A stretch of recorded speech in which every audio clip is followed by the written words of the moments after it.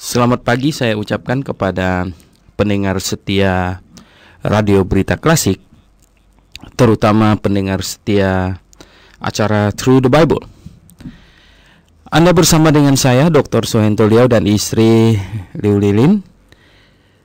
Kita hari ini patut mengucap syukur karena kita sudah hampir sampai di akhir dari kitab Perjanjian Baru. Pagi hari ini kita sampai di surat Rasul Yohanes yang kedua. Jadi surat Rasul Yohanes yang kedua. Nah, suratnya sangat penting walaupun pendek untuk kita bahas, terutama ketika kita di zaman ini menghadapi pengajaran sesat yang lebih banyak daripada yang dihadapi oleh orang Kristen hidup sekontemporer Rasul Yohanes. Namun sebelum kita membaca serta membahasnya, mari kita berdoa terlebih dulu. Bapa Sorgawi, hari ini kami kembali mempelajari firman-Mu, dan kami sangat membutuhkan kasih karunia-Mu, berkat-Mu, agar akal budi yang Tuhan berikan pada kami dapat difungsikan dengan baik, dan kami dapat mempelajari firman-Mu, dan kami sungguh-sungguh dapat memahaminya, dan kami bisa mengerti akan kebenaran untuk diri kami, serta Tuhan bisa membagikannya kepada orang lain. Puji syukur kami naikkan padamu Bapa di sorga. Kami berdoa dalam nama Tuhan Yesus Kristus. Amin. Oke, hanya 13 ayat. Jadi Lilin akan membacanya sampai selesai. Silakan. Demikian bunyi firman Tuhan ayat 1. Dari penatua kepada ibu yang terpilih dan anak-anaknya yang benar-benar aku kasihi. Bukan aku saja yang mengasihi kamu, tetapi juga semua orang yang telah mengenal kebenaran, oleh karena kebenaran yang tetap di dalam kita dan yang akan menyertai kita sampai selama-lamanya. Kasih karunia, rahmat dan damai sejahtera dari Allah Bapa dan dari Yesus Kristus, Anak Bapa, akan menyertai kita dalam kebenaran dan kasih. Aku sangat bersuka cita bahwa aku mendapati bahwa separuh dari anak-anakmu hidup dalam kebenaran sesuai dengan perintah yang telah kita terima dari Bapa. Dan sekarang aku meminta kepadamu, Ibu, bukan seolah-olah aku menuliskan perintah baru bagimu, tetapi menurut perintah yang sudah ada pada kita dari mulanya, supaya kita saling mengasihi. Dan inilah kasih itu, yaitu bahwa kita harus hidup menurut perintahnya. Dan inilah perintah itu, yaitu bahwa kamu harus hidup di dalam kasih, sebagaimana telah kamu dengar dari mulanya. Sebab banyak penyesat telah muncul dan pergi ke seluruh dunia yang tidak mengaku bahwa Yesus Kristus telah datang sebagai manusia. Itu adalah si penyesat dan anti-Kristus. Waspadalah, supaya kamu jangan kehilangan apa yang telah kami kerjakan itu, tetapi supaya kamu mendapat upahmu sepenuhnya. Setiap orang yang tidak tinggal di dalam ajaran Kristus, tetapi yang melangkah keluar dari situ, tidak memiliki Allah. Barang siapa tinggal di dalam ajaran itu, ia memiliki Bapa maupun Anak. Jikalau seorang datang kepadamu dan ia tidak membawa ajaran ini, janganlah kamu menerima dia di dalam rumahmu, dan janganlah memberi salam kepadanya. Sebab barang siapa memberi salam kepadanya, ia mendapat bagian dalam perbuatannya yang jahat. Sungguh pun banyak yang harus kutuliskan kepadamu, aku tidak mau melakukannya dengan kertas dan tinta. Tetapi aku berharap datang sendiri kepadamu dan berbicara berhadapan muka dengan kamu, supaya sempurnalah sukacita kita. Salam kepada kamu dari anak-anak saudaramu yang terpilih. Oke, pendengar yang kami kasih dalam Yesus Kristus, ini adalah surat dari Rasul Yohanes yang kedua. Suratnya yang pertama sudah kita bahas, terdiri dari 5 pasal.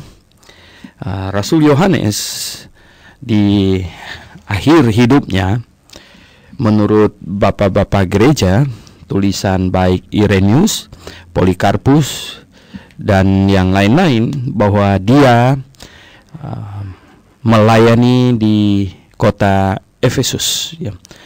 Dan kelihatannya memang kota Efesus di akhir abad yang pertama menjadi pusat kekristenan yang sangat penting. Memang Injil pernah diberitakan start dari Yerusalem, tetapi karena di kota Yerusalem Injil sulit untuk menjadi murni, berhubung terpengaruh oleh konsep Yudaisme, akhirnya Tuhan menggeser pusat kekristenan dari Yerusalem ke Antioquia. Dan di Antioquia mungkin karena posisinya dekat dengan Yerusalem, akhirnya terpengaruh juga. Dan penganiayaan meluas hingga ke Antioquia. Sehingga akhirnya kekristenan digeser ke Efesus. Efesus adalah kota yang disitulah Rasul Paulus mendirikan sekolah teologi pertama, yaitu di ruang kuliah Tiranus. Nah, di akhir abad pertama, Rasul Yohanes, rasul yang terakhir, dan karena dia yang paling muda di antara semua rasul, dia hidup paling panjang, dia adalah murid yang sangat dikasihi oleh Tuhan Yesus. Dia murid yang paling kecil, ya, paling muda usianya. Ya, mungkin ketika dia ikut Tuhan Yesus sekitar 18-19 tahun, ya. Sehingga dia paling muda dan dia paling disayang oleh Tuhan Yesus. Dan tercatat di dalam sejarah, dia satu-satunya rasul yang tidak mati syahid, ya, yang matinya setelah tua, gitu, di Pulau Patmos. Dia dibuang, ya, ke Pulau Patmos.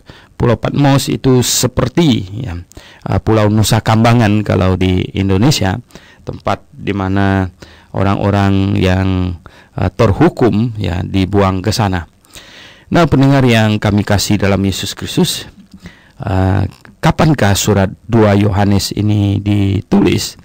Kelihatannya tidak terlalu lama setelah surat 1 Yohanes. Nah, Injil, ya, Injil ditulis sekitar tahun 80-an, ya. Injil Yohanes, ya. Jadi semua rangkaian tulisan Yohanes adalah Injil Yohanes, kemudian 1, 2, 3 Yohanes, dan kitab Wahyu. Jadi total ada 5, ya, tulisan Rasul Yohanes. Nah, Injil itu ditulis sekitar tahun 80-an, sedangkan surat-surat ini ditulis sekitar tahun 90-an. Jadi pendengar yang kami kasih dalam Yesus Kristus, kelihatannya surat Yohanes ini ditulis tidak lama sesudah surat 1 Yohanes. Nah, coba kita lihat, ya, dia dikirim dari base-nya dari ini, ya, pusatnya di Efesus, ya, karena Rasul Yohanes menurut tulisan dari bapak-bapak gereja yang hidup tidak lama sudah itu, mereka menceritakan bagaimana dia tinggal di kota Efesus. Dan sekarang kita lihat di pasalnya cuman yang 1 ini, dan kita lihat ayat 1, katanya dari penatua. Dari penatua, ia menyebut dirinya penatua, ya, elders atau presbyteros, ya. Jadi dari seorang presbyteros, ya, jadi seorang penatua kepada ibu yang terpilih, ya, Kyria electa, ya. Jadi ini ibu yang terpilih, ya. Nah, mengapa Rasul Yohanes tidak memakai namanya? Banyak penafsir, ya, memperkirakan bahwa karena pada waktu itu ya, penganiayaan semakin intensif ya. Oleh sebab itu lebih baik ya tidak menuliskan namanya, karena itu akan berbahaya. Dan jikalau dia menulis dengan berkata dari penatua, sebenarnya ini dikirim kalau kepada jemaatnya mereka sudah tahu ya.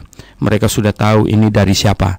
Di kalangan jemaat, di kalangan orang dalam gitu, itu tidak begitu sulit untuk mengetahui ini siapa ya.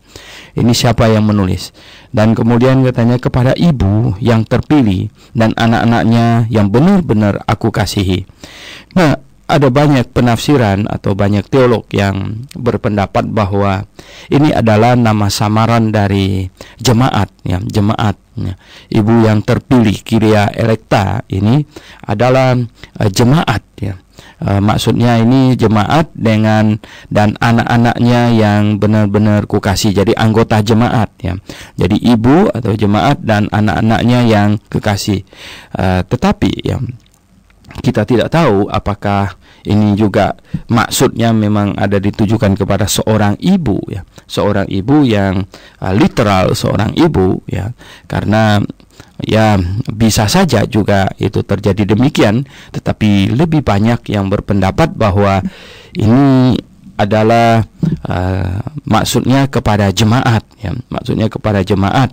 Nah, mengapa? Karena ada di ayat 4 dikatakan aku bersukacita mendapati bahwa separuh dari anak-anakmu hidup dalam ya, dalam kebenaran. Ini katanya kalimat ini lebih mengindikasikan bahwa yang menerima surat itu adalah jemaat ya, jemaat. Jadi mungkin bukan seorang ibu secara literal ya, tetapi tidak jadi masalah bagi kita ya. Toh itu hari ini kita sikapi surat ini, kita pelajari, dan dia berisikan atau dia membawakan kepada kita pengajaran-pengajaran yang sangat penting ya.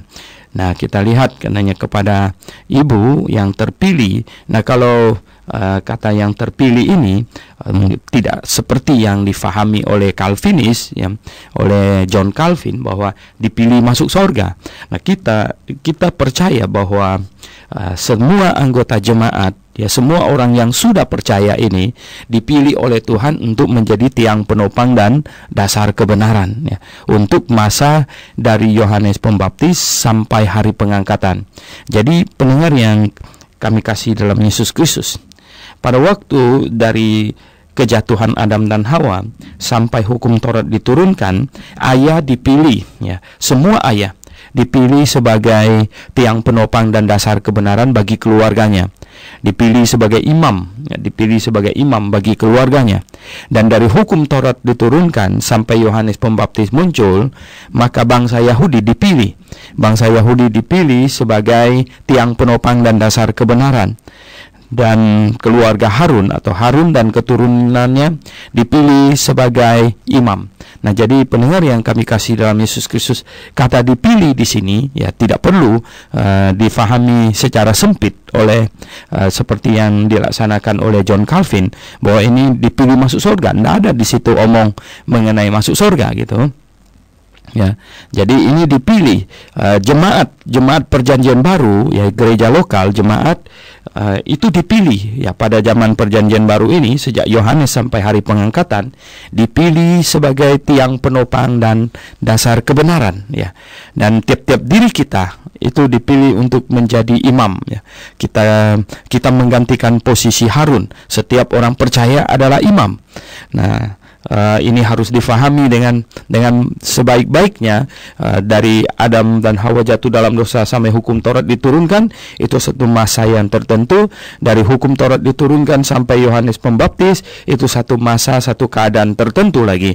Dan dari Yohanes Pembaptis muncul menunjuk kepada Yesus Kristus Sang Juru Selamat sampai hari pengangkatan, ini adalah satu masa tersendiri lagi. Itulah sebabnya maka pendengar yang kami kasih dalam Yesus Kristus, kita ada di zaman ya, dari Yohanes Pembaptis sampai hari pengangkatan. Ini kita ada di zaman jemaat lokal ya. Kita ada di zaman jemaat lokal, kita ada di zaman di mana priesthood of believer ya. Jadi priesthood of believer, ini keimamatan setiap orang percaya.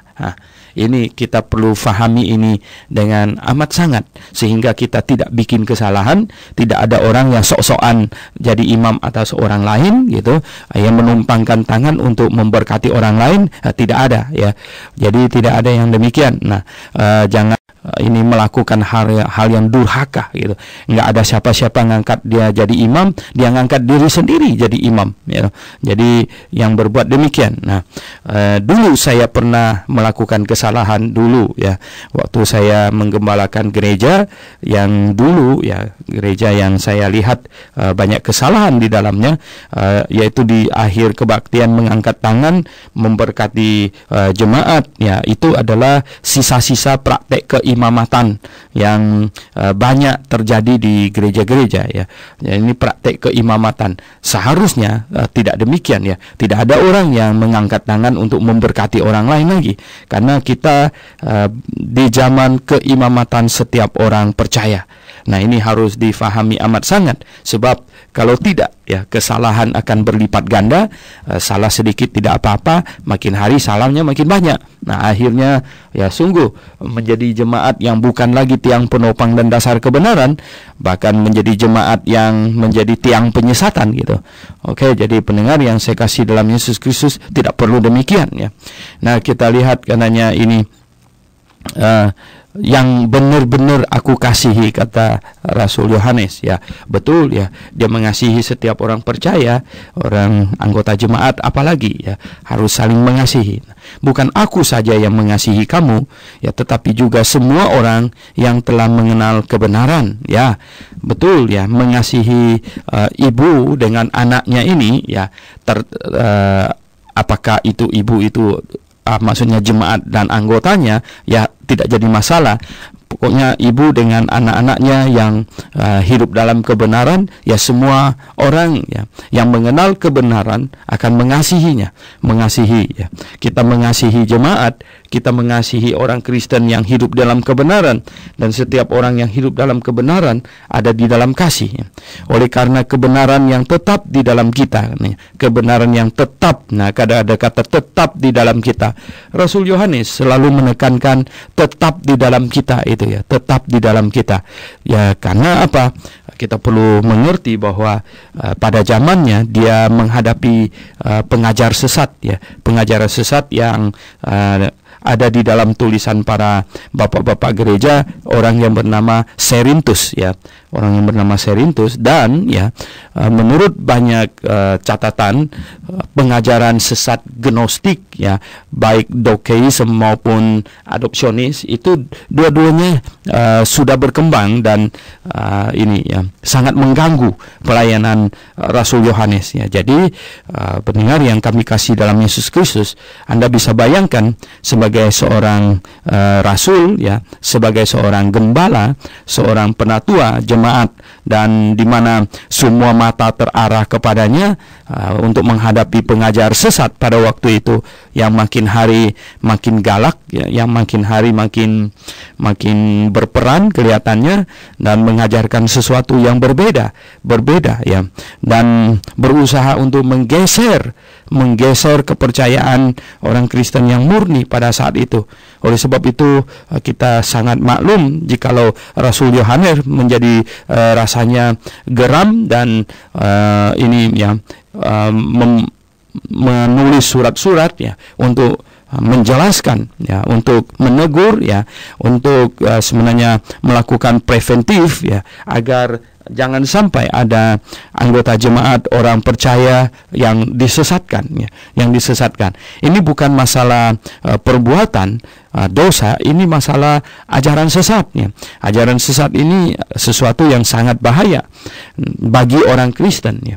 Jadi pendengar yang kami kasih dalam Yesus Kristus, itulah sebabnya di sini dia bilang apa ya, karena ya kita saling mengasihi karena yang kebenaran yang tetap di dalam kita. Jadi kebenaran masih tetap di dalam kita dan yang menyertai kita sampai selama-lamanya.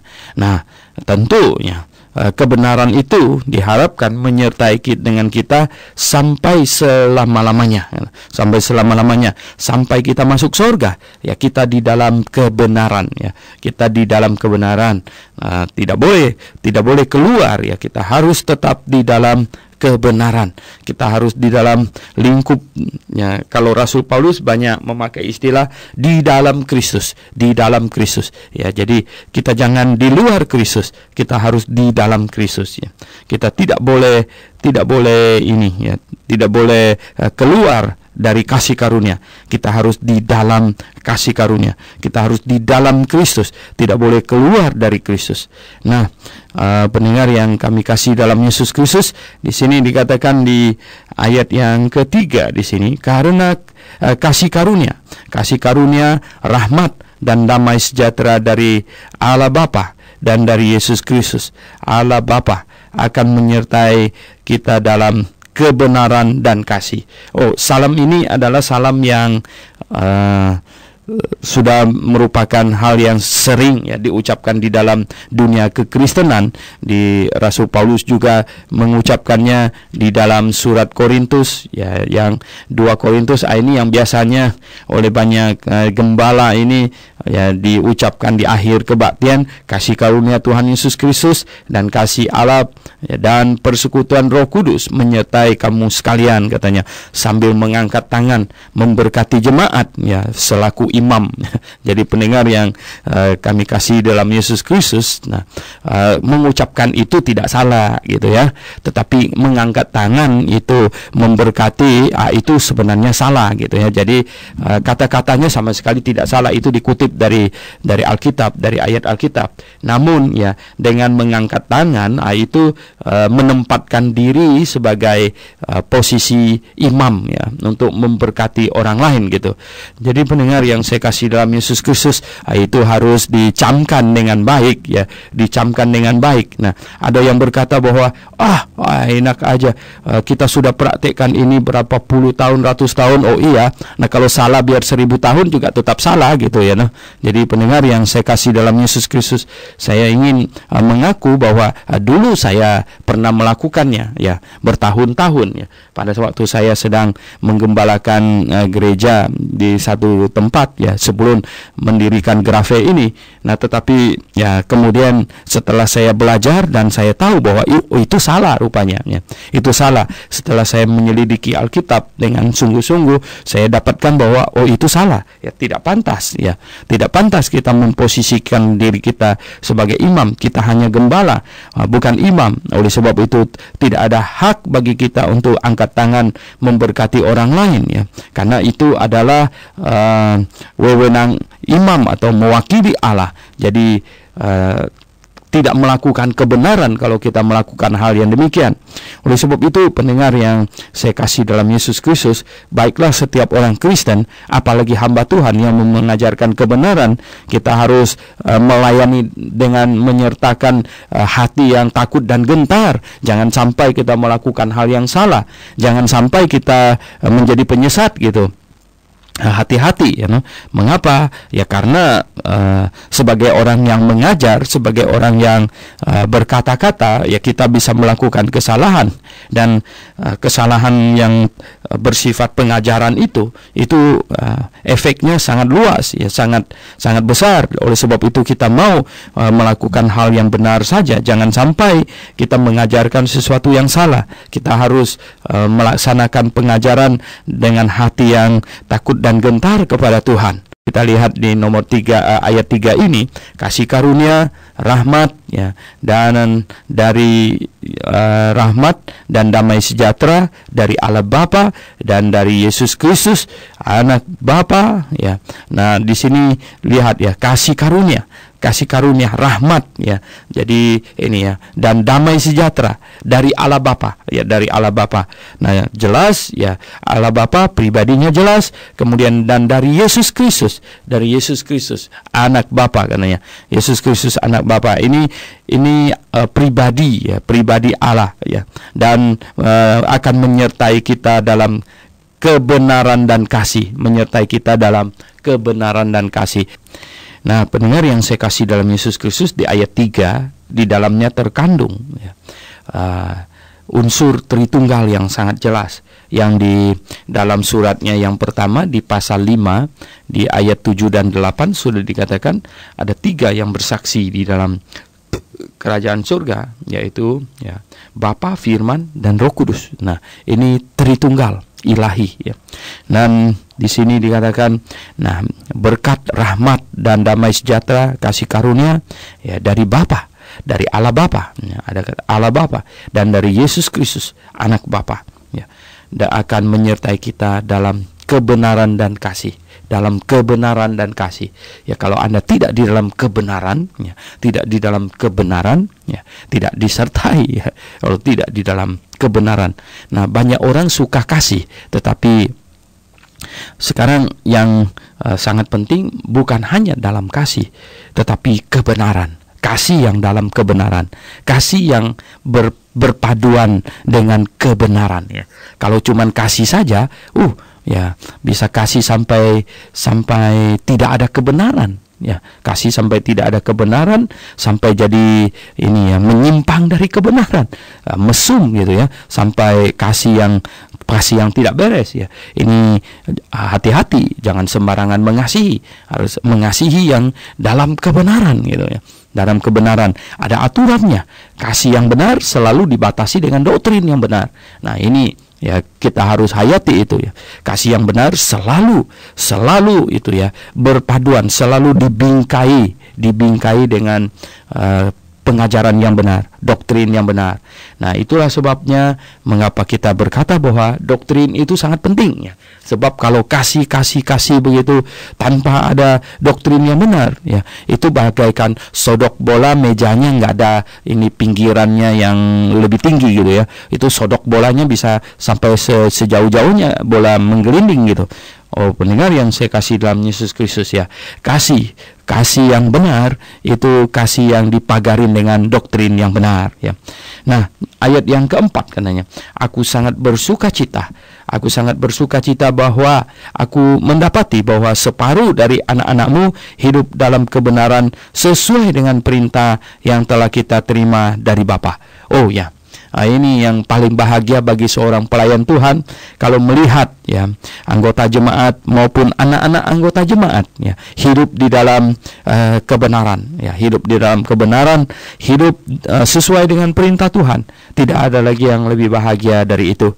Dan kita melihat secara jangka panjang ya. Secara jangka panjang, kalau satu keluarga anak-anaknya hidup di dalam kebenaran ya, maka kita tahu bahwa masa depan keluarga ini akan cerah ya.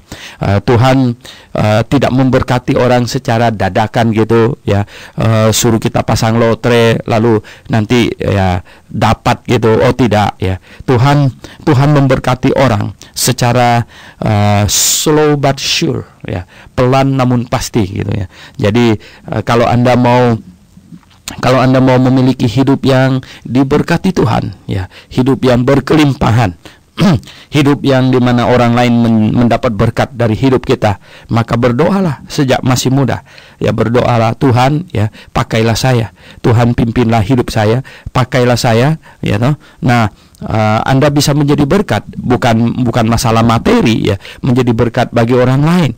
Mungkin Tuhan akan memakai Anda untuk menyampaikan firman-Nya, untuk membagikan kebenaran kepada orang lain, atau Tuhan mau memakai Anda untuk menjadi yang support dana. Oke ya, semuanya baik ya, semuanya baik asal dengan tulus ya. Cuman seringkali ini ya, kalau yang melayani Tuhan melalui hidupnya hidupnya dengan yang melalui ini hartanya, itu biasanya kalau yang berjanji melayani Tuhan dengan hidupnya itu ya, kalau dia ingkar gitu, semua orang tahu, semua orang kan bilang, hamba Tuhan model apa ini. Tetapi kalau yang berjanji melayani Tuhan secara materi ya, dia ingkar janji juga ya, orang lain semuanya diam biasanya, tidak ada yang berani ngomong ya mau bikin apa ya, dia memang itu dia nggak mau kasih lagi gitu ya, mau bikin apa ya, mungkin kita tahu bagaimana dulu dia berjanji, dulu dia berdoa misalnya gitu ya.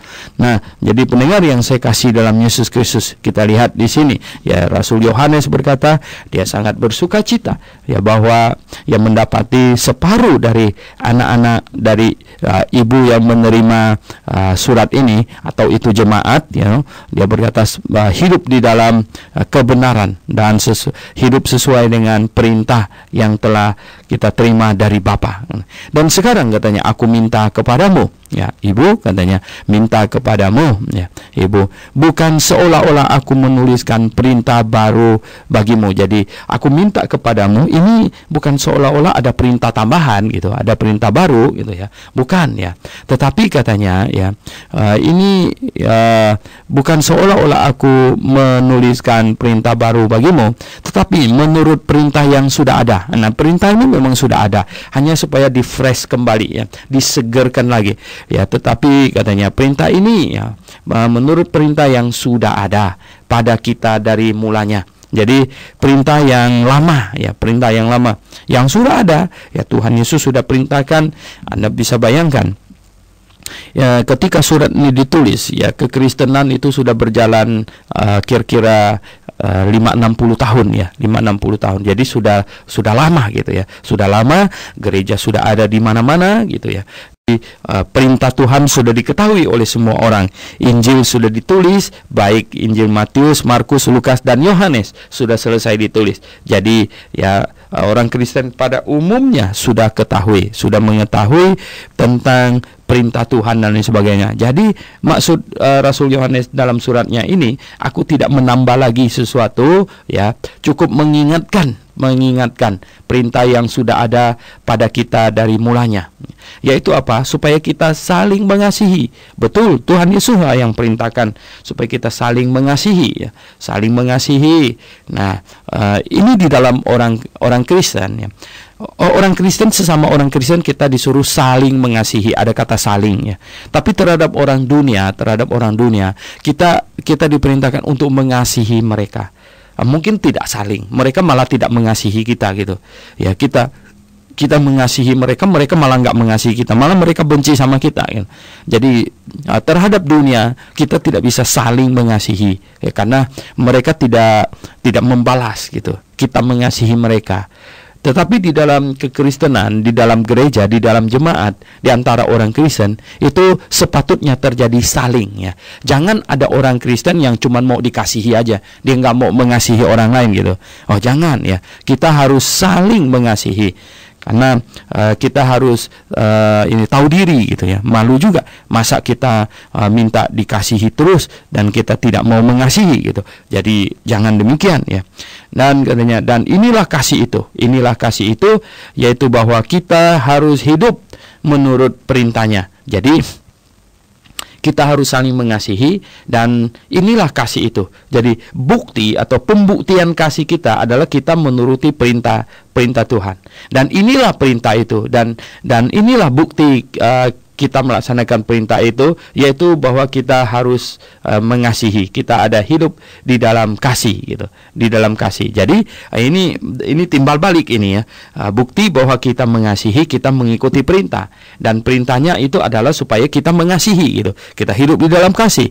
Nah, ini sungguh luar biasa ya. Jadi kembali ya, bahwa di dalam jemaat, di dalam lingkup orang Kristen, kita harus saling mengasihi ya. Katanya sebagaimana telah kamu dengar dari mulanya. Sebagaimana telah kamu dengar dari mulanya, yaitu supaya kita hidup di dalam kasih. Dan kalau kita mengasihi, kita akan mengikuti perintah Tuhan. Dan kalau kita mengikuti perintah Tuhan, perintahnya adalah supaya kita saling mengasihi. Jadi ya kembali lagi ke situ. Oke, pendengar yang saya kasih dalam Yesus Kristus, di ayat yang ke-7 dikatakan di sini, sebab katanya banyak penyesat telah muncul dan pergi ke seluruh dunia. Wow, ya, sekarang bukan lagi banyak, benar-benar banyak sekarang nih ya. Sebab banyak penyesat telah muncul dan pergi ke seluruh dunia yang tidak mengaku bahwa Yesus Kristus telah datang sebagai manusia. Sekarang ini aneka ragam yang tidak mengaku Yesus Kristus datang sebagai manusia. Ada lagi yang tidak mengakui Yesus Kristus adalah Allah. Macam-macam sekarang ini ya. Ini pengajaran sesat sekarang ini seperti ini sel aktif yang membela diri gitu ya. Seperti kanker gitu, seperti kanker. Rasul Paulus ada menulis di Timotius itu katanya seperti penyakit kanker gitu, menjalar ya, menjalar. Wah, cuman setitik saja kalau tidak diambil ya, tidak disingkirkan, dia seperti kanker menjalar. Dia tumbuh di dalam kekristenan. Nah, pendengar yang saya kasih dalam Yesus Kristus, hati-hati ya. Oleh sebab itu jadilah orang Kristen yang waspada ya, yang waspada. Jadilah orang Kristen yang penuh hikmat, jadilah orang Kristen yang kritis ya. Jangan percaya sembarangan percaya. Jangan jadi orang Kristen yang kayak orang kena flu burung ya. Ayam kena flu burung gitu. Jadi antara siuman mau tidur mau bangun nggak jelas gitu. Nah, pendengar yang saya kasih dalam Yesus Kristus, kita harus jadi orang Kristen yang benar-benar waspada. Mengapa? Karena ajaran sesat ada di dalam kekristenan ya. Nah, kalau yang luar yang berbeda total itu tidak begitu membahayakan, bahkan karena kenapa ya, kita sudah tahu itu salah gitu ya toh. Itu totally different ini ya, berbeda sama sekali ya kita. Tetapi sekarang ini yang di dalam kekristenan ya, yang di dalam kekristenan kita jadi bisa ada banyak yang terseret ya. Karena apa? Karena dia tetap menyebut Yesus, karena dia giat menyebut haleluya, karena amin terus gitu. Jadi wah, ini gimana ini ya, haleluya haleluya Yesus nanya amin. Nah, ini kita pusing ini yang ini gimana ini. Nah, pendengar yang saya kasih dalam Yesus Kristus ya, hati-hati ya, pengajarannya aneh-aneh ya, pengajarannya aneh-aneh. Dan ada yang saking sombongnya ya, dia mau beda dengan pelayan Tuhan yang lain. Wah, dia adalah hamba Tuhan yang diangkat dari surga langsung katanya. Dari langsung diangkat dari surga. Ya bayangkan ya toh. Nah, orang tanya sama saya, yang macam begini kok ramai Pak? Oh ya, nggak heran ya toh. Yang dukun yang udah jelas-jelas pakai iblis, dia udah jelas-jelas umumin pakai iblis, banyak yang datang. Ya, apalagi ini yang nyamar pakai nama Yesus gitu ya. Nah, pendengar yang saya kasih dalam Yesus Kristus, ya tidak heran ya, tidak heran. Nah, tetapi ya celakalah orang yang percaya kepada sesuatu yang tidak di dalam kebenaran. Kalau kita bicara kebenaran, kita bicara tentang sesuatu yang sungguh-sungguh kita perlu camkan, apakah itu benar atau salah. Kalau bicara soal benar atau salah, itu berarti akal budi kita mesti diaktifkan gitu, dijalankan untuk mengetahui apakah itu benar atau salah. Nah, katanya ini pengajaran sesat katanya ke seluruh dunia yang tidak mengaku bahwa Yesus Kristus telah datang sebagai manusia. Nah, pendengar yang saya kasih dalam Yesus Kristus, ayat ini jelas-jelas menunjuk kepada Gnostic Doceism ya, menunjuk kepada itu ya. Ada pengajaran sesat yang muncul pada akhir abad pertama, yaitu Gnostik ya, pengajaran Gnostik Doceism ya, Kristen ya. Jadi ini kekristenan dibelokkan di sini. Oh, Rasul Yohanes merasa dia rasul terakhir, dia memiliki tanggung jawab untuk menjelaskan bahwa itu salah ya. Ayat yang ke-8 dikatakan apa? Waspadalah supaya kamu jangan kehilangan apa yang telah kami kerjakan itu. Jangan sampai kehilangan apa yang dikerjakan oleh Rasul Yohanes kepada mereka. Apa yang dikerjakan? Yaitu memberitakan Injil supaya mereka diselamatkan. Itu yang dikerjakan. Jadi bukan masalah upah di sini, ya. Bukan masalah yang dikerjakan oleh Yohanes itu bukan masalah upah. Yang dikerjakan oleh seorang hamba Tuhan kepada seseorang itu adalah apa? Itu adalah keselamatan. Itu adalah keselamatan. Jadi waspadalah supaya kamu jangan kehilangan, ya, keselamatan jiwamu yang sudah kami kerjakan, yang berhasil kami ini selamatkan, ya, dengan berita Injil kepada kamu. Oh, pendengar yang saya kasih dalam Yesus Kristus, ya, surat ini, ya, kalau siapapun juga yang percaya once saved always saved, yang sekali selamat tetap selamat selamanya gitu, nanti perlu baca surat 2 Yohanes ini ulang-ulang dan ulang-ulang, ya, supaya dia bisa mengetahui bahwa Rasul Yohanes mengingatkan kepada pembacanya, ya, bahwa pengajaran sesat itu berbahaya, bahwa dia bisa menyebabkan, ya, kamu, ya, kehilangan, kamu terhilang dari hadapan Tuhan. Bukan kamu kehilangan keselamatan, kamu yang terhilang dari hadapan Tuhan nanti. Jadi pendengar yang saya kasih dalam Yesus Kristus, waspadalah, dia bilang. Dia ingatkan waspadalah. Ini bukan main-main ini. Ya, ini waspada, ya. Kalau ini kita disuruh waspada, kalau tidak bahaya, enggak usah lah.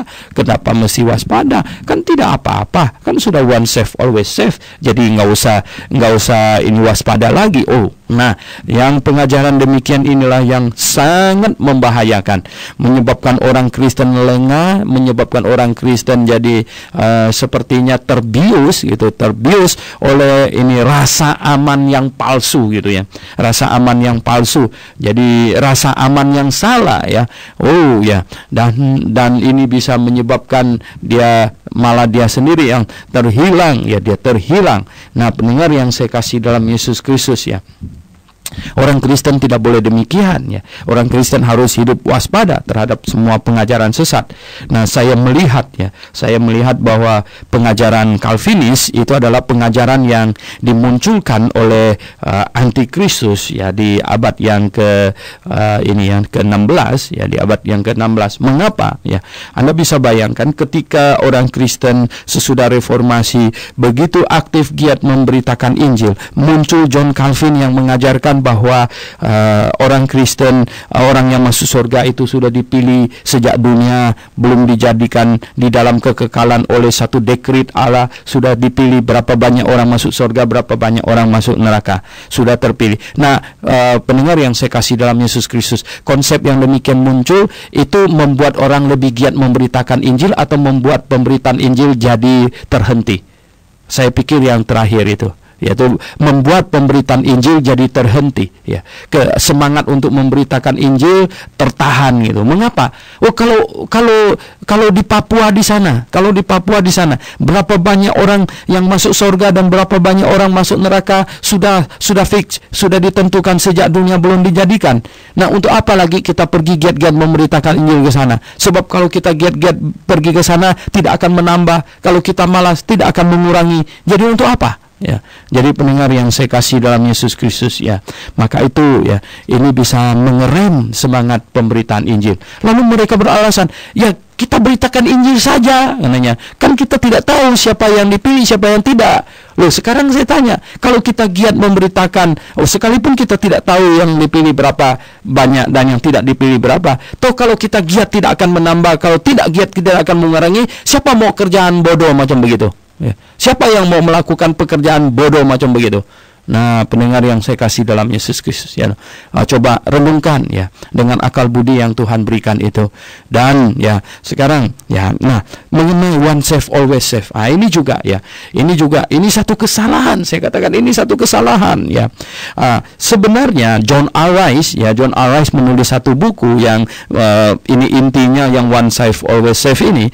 Saya tahu dia dia sebenarnya menghantam itu kelompok tertentu, yaitu dari kalangan karismatik segala, yang memang bikin kesalahan, yaitu percaya bahwa ya kalau jatuh dalam dosa, misalnya mencuri, berzina, maka akan kehilangan keselamatan. Oh, itu tidak benar ya.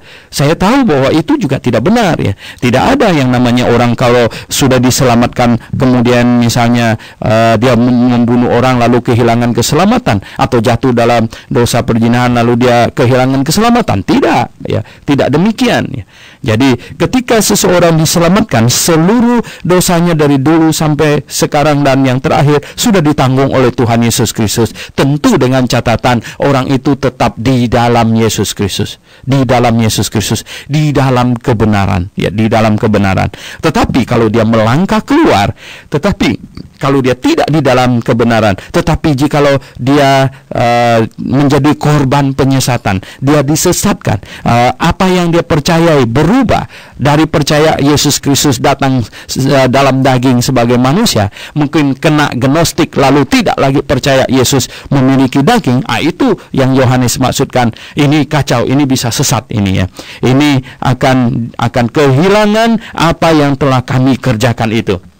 Tetapi supaya kamu mendapat upah, supaya kamu tetap di dalam Tuhan, kamu diselamatkan, dan bukan hanya diselamatkan saja, melainkan nanti kamu bergiat di dalamnya, kamu akan dapat upah. Ya, kamu akan dapat upah. Nah, ini pekerjaan ya. Nah, sepenuhnya mendapat upah sepenuhnya. Oh, pendengar yang saya kasih dalam Yesus Kristus, sungguh indah sekali apa yang dituliskan ini. Nah, di ayat 9, ayat 9 ini sangat penting sekali nih. Coba lihat ayat 9, katanya apa ya? Katanya setiap orang yang tidak tinggal di dalam ajaran Kristus, tidak tinggal di dalam ajaran Kristus, tetapi yang melangkah keluar dari situ, tidak memiliki Allah. Nah, pendengar yang saya kasih dalam Yesus Kristus, walaupun di dalam bahasa asli itu tidak ada ini anak kalimat tetapi yang melangkah keluar dari situ, tidak ada. Tetapi ini mengandung arti ini. Saya nggak tahu mengapa Lembaga Alkitab Indonesia tambahkan kalimat itu ya. Dia bilang setiap orang yang tidak tinggal di dalam ajaran Kristus. Ya, itu sebenarnya itu sudah cukup mengandung arti. Kalau tidak tinggal di dalam ajaran Kristus berarti memang keluar dari situ. Itu jadi dia tambahin kalimat itu ya.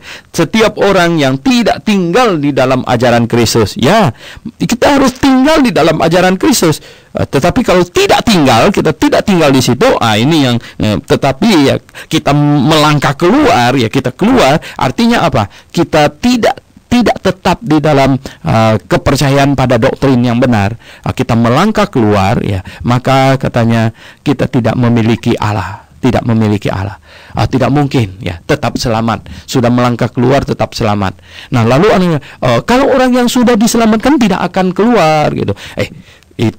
Itu pendapat kamu, bukan yang disimpulkan dari ayat Alkitab gitu. Kalau yang disimpulkan dari ayat Alkitab itu ya, coba baca di sini. Setiap orang yang tidak tinggal di dalam ajaran Kristus. Nah, berarti ada enggak kemungkinan orang tidak tinggal di dalam ajaran Kristus? Ada nggak orang yang sudah di dalam ajaran Kristus kemudian dia tidak tinggal di dalam? Nah, kalau tidak ada, bagaimana mungkin ini ayat ini ditulis ya toh? Nah, pendengar yang saya kasih dalam Yesus, setiap orang yang tidak tinggal di dalam ajaran Kristus, nah, pendengar yang saya kasih dalam Tuhan, saya mau bikin ini clear ya, bahwa kita tidak pernah mengajarkan bahwa orang kalau jatuh ke dalam dosa bohong lalu kehilangan keselamatan. No, ya, itu bukan demikian. Ya, tetapi ya maksudnya ini, setelah seseorang bertobat, mengaku dirinya orang berdosa, menyesali dosanya, dan kemudian percaya Yesus Kristus telah dihukumkan di atas kayu salib menggantikannya, oke, dia selamat. Ya, dia sudah selamat. Tetapi dia harus tetap tinggal di dalam iman ini. Dia harus tetap tinggal di dalam iman ini, dan dia harus waspada jangan sampai dia terjebak ke dalam pengajaran yang sesat. Nah, pengajaran yang bisa membuat dia keluar dari kebenaran ini adalah ya pengajaran-pengajaran. Jadi bukan jatuh ke dalam dosa bohong lagi segala macam, bukan itu. Tetapi dia pengajarannya berubah, keyakinannya, imannya berubah. Nah, itu yang dimaksud dia. Tidak memiliki Allah. Jadi barang siapa tinggal di dalam ajaran itu, ia memiliki Bapa maupun anak. Jadi barang siapa yang tinggal di dalam ajaran itu, jadi tinggal di dalam ajaran, ia memiliki baik Bapa maupun anak.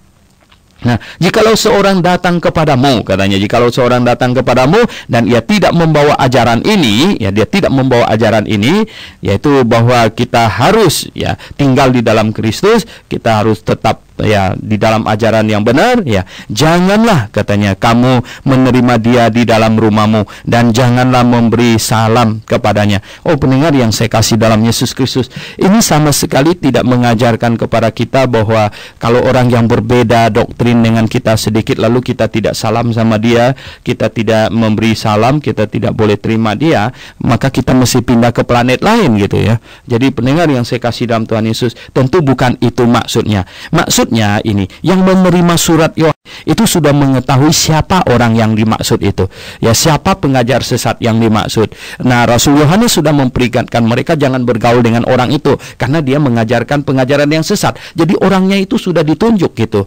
Menurut surat yang ditinggalkan oleh bapak-bapak gereja, ada satu orang pengajar sesat yang selalu kontra dengan Rasul Yohanes, namanya Serintus, gitu. Jadi orangnya sudah tahu. Nah, itulah maksud Yohanes, Rasul Yohanes, orang ini yang sudah jelas ini satu ini, ya, jangan kalian beri tempat sama dia lagi, ya. Jangan bergaul sama dia yang satu ini, gitu. Jadi sama sekali tidak berarti bahwa kita bersikap begini terhadap semua orang yang pengajarannya berbeda dengan kita, lalu kita nggak salam dengan mereka, ya, dengan terima mereka, maka, ya, kita perlu pindah ke planet lain, gitu. Ya, tetapi, ya, di sini maksudnya adalah supaya kita mewaspadai orang ini. Ini orang pengajar sesat ini, ya. Dia sengaja datang, ya. Dia sengaja datang dan dia di dalam kekristenan, ini yang repot, ya. Dan Rasul Yohanes mau supaya anggota jemaatnya, ya, anak-anaknya, ya, ibu yang dia maksudkan di sini dengan anak-anaknya mengetahui, ya, jangan sampai, ya, bersahabat dengan dia, menyambut dia masuk ke dalam rumah, tinggal di dalam, dan kemudian, ya, pasti dia tidak diam saja, dia akan mengajar, dia akan mengkontaminasi mereka semuanya itu dengan pengajarannya yang sesat itu. Dan, ya, perlu diketahui bahwa, ya, ini pengajaran sesat adalah yang sangat membahayakan iman orang Kristen. Nah, itulah yang dimaksudkan oleh Rasul Yohanes. Jadi, kalau orang-orang yang sudah jelas mengajarkan hal yang sesat, yang salah, ya, maka kita perlu mewaspadai dia. Nah, itu yang dimaksudkan oleh Rasul Yohanes. Kita tidak menjadi sahabat dia, menerima di rumah, ya, tidur sama-sama, sediakan kamar sama dia. Nah, itu yang dimaksudkan, gitu. Jadi, janganlah kamu menerima dia di dalam rumahmu dan janganlah memberi salam kepadanya, artinya dengan berbaik-baik sahabat dengan dia, begitu, ya. Mengapa? Karena dia mengajarkan pengajaran yang sesat, dia sangat membahayakan iman kamu, gitu.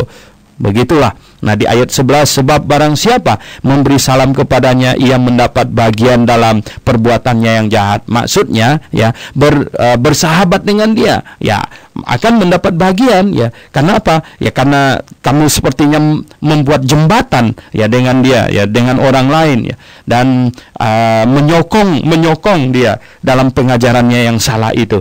Itulah sebabnya pendengar yang saya kasih dalam Yesus Kristus, banyak orang dia menyadari gerejanya salah, dia bilang nggak apa-apa, ya, dia tetap kasih persembahan di situ dan lain sebagainya. Ya, Anda ikut menyokong sesuatu yang salah, ya. Kalau Anda yakin itu benar, nggak apa-apa, kasih persembahan yang banyak. Nah, itu saya setuju sekali. Tapi jangan sampai Anda di dalam hati terjadi pertentangan. Anda yakin jemaat itu salah, gereja itu salah, Anda tetap kasih duit terus ke situ, gitu. Anda menyokong sesuatu yang salah, nanti harus dipertanggungjawabkan di hadapan Tuhan.